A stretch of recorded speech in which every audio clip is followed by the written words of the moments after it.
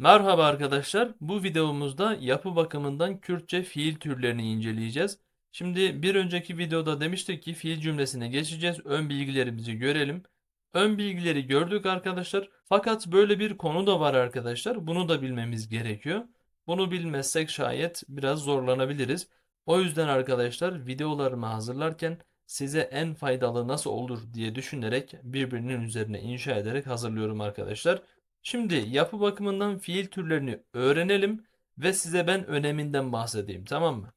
Arkadaşlar bizim Kürtçe fiil türlerimiz tabi yapı bakımından basit, birleşik, türemiş ve edatlı diye dörde ayrılır arkadaşlar. Bu şekilde tablo haline getirdim ki böyle görsel olarak da en azından hatırlayabilirsiniz. Şimdi basit fiili görmeye başlayalım o zaman. Basit fiil arkadaşlar çok basit, anlaşılması da ismi gibi. Fiil kökü ve arkadaşlar mastar ekinden oluşur. Şimdi daha önce fiillerin mastar formu videosunu izlemişseniz orada zaten fiil kökü ve mastardan bahsetmişim. Genelde mastar eki ındır veya sadece n harfidir. Şurada olduğu gibi. Bunun mantığı ne? Fiil kökünün böyle ünsüzle bitmesi veya ünlüyle bitmesi. Ünlüyle bitiyorsa n sadece gelir. Yoksa n'nin yanında bir de ı olur. Bu ı aslına bakarsanız kaynaştırma. Sadece n harfine de mastar diyebiliriz. Fakat basit olsun, akılda kalsın diye siz ın veya n harfi, ın veya n harfi. Bunlar bizim mastar ekimizdir. Bu da bizim fiil kökümüzdür. Bu şekilde basit bir yapıya sahip olan fiillere arkadaşlar biz basit fiiller diyoruz. Peki biz bunlarla ilgili ne bilmeliyiz? Şunu bilmeliyiz. Zaman, kip ve olumsuzluk ekleri fiil kökünün önüne gelir arkadaşlar. Fiil kökümüz bu mu? Evet. Cümle içerisinde bir kullanalım. As hatım. Ben geldim. Bunu bir de olumsuz yapayım. As ne hatım. Gördünüz mü? Ne hat kelimesinin önüne geldi. Şimdiki zamanda ve arkadaşlar gelecek zamanda ya da diyelim emir istek kiplerinde de kip ekleri yine fiil kökünün önüne gelecek. Basit fiili anladığınızı düşünüyorum. Çok basit. Peki birleşik fiili bir görelim arkadaşlar. Birleşik fiil de isim veya sıfat türü bir kelime ve onunla birleşen bir fiilden oluşur. Yani bir tane bizim bir kelimemiz olacak. Ona birleşen fiillerimiz olacak. O şekilde birleşik fiili elde etmiş olacağız arkadaşlar. Genelde de şu fiiller birleşir. Gırın, bun, kettin, hıstın. Gırın yapmak demek, bun olmak demek, kettin düşmek demek, hıstın düşürmek demek arkadaşlar. Şimdi bunları birleşik fiillerde kullanınca biraz daha anlamı değişiyor tabi. Mezinkırın. Mezin büyük demek bir sıfat kelimesi. Mezin büyük. Mezinkırın büyütmek. Yani büyük yapmak diye tercüme etmeyeceğiz artık. Öz anlamı olan yapmayı kullanmayacağız. Büyütmek diyeceğiz. Çünkü yeni bir fiil ürettik arkadaşlar. Mezin bun büyümek. Beş ketin. Beş arkadaşlar ön demek. Beş ketin öne düşmek demeyeceğiz. İlerlemek. Artık yeni bir anlam kazanıyor. Beşhıstın öne düşürmek değil, ilerletmek arkadaşlar. Birleşik fiillerin mantığı da bu. Birleşen fiillerimiz var.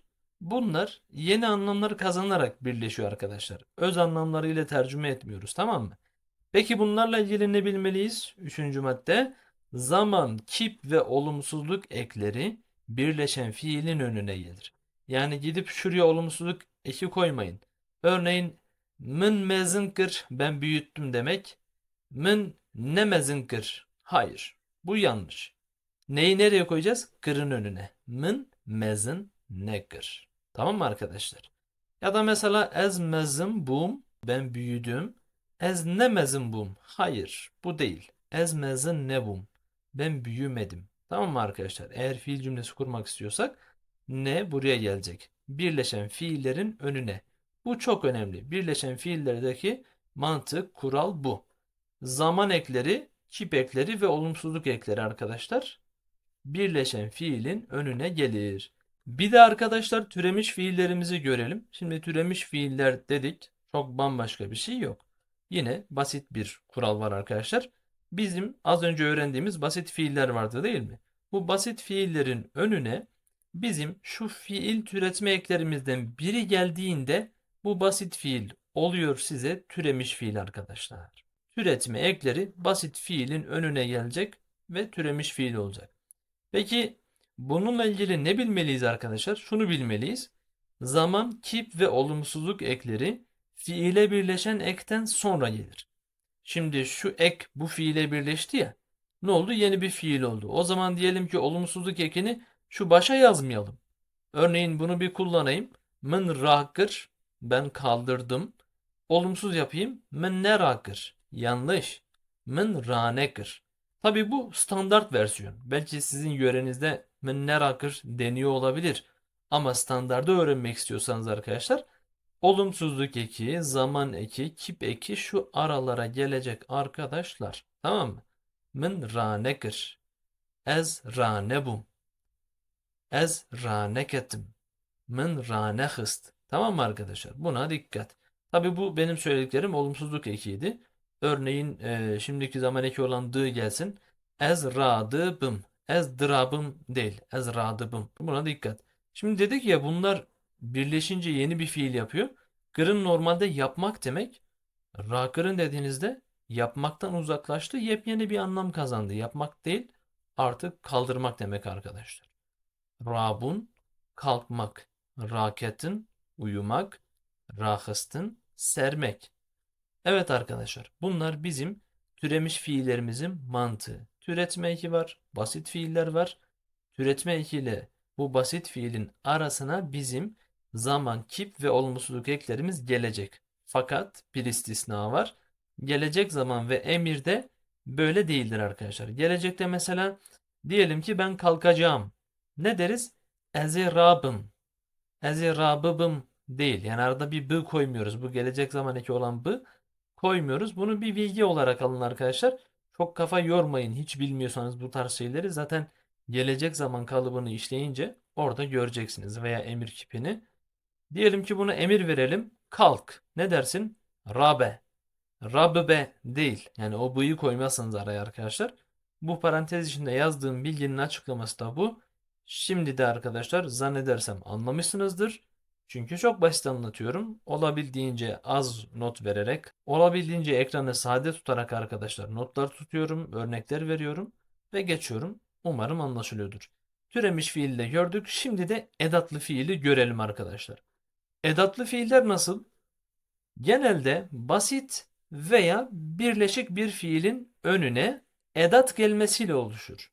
Az önce basit fiili gördük. Birleşik fiili de gördük. Tamam. İşte bu iki tür fiilin önüne eğer edat getirirsek oluyor size edatlı fiil.